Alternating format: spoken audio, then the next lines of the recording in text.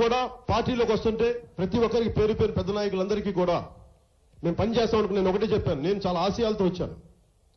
నేను కూర్చొని కాంప్రమైజ్ అయ్యే వ్యక్తిని కాదు.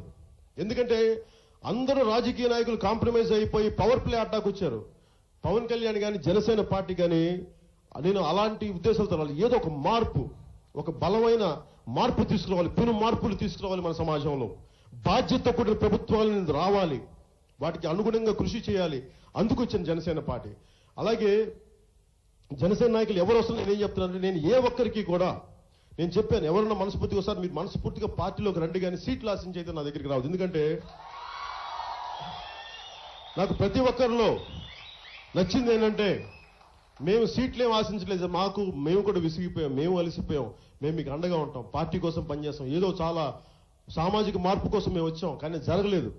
ఈసారి చాలా బలంగా జరుగుద్ది అని చెప్పి ప్రతి ఒక్కరూ నేను కోరుకుంటుంది కూడా, రాజకీయాలంటే డబ్బున్నోళ్ళే ఉండాలా, వేల కోట్లు ఉండేవాళ్ళు కావాలా, లేదంటే తరతరాలుగా తాత ముత్తాతలు రాజకీయాలు ఉన్నవాళ్ళు కావాలి. సామాన్యులు రావాలి, మధ్యతరగతి మనుషులు రావాలి, మధ్యతరగతి మేధావులు రావాలి.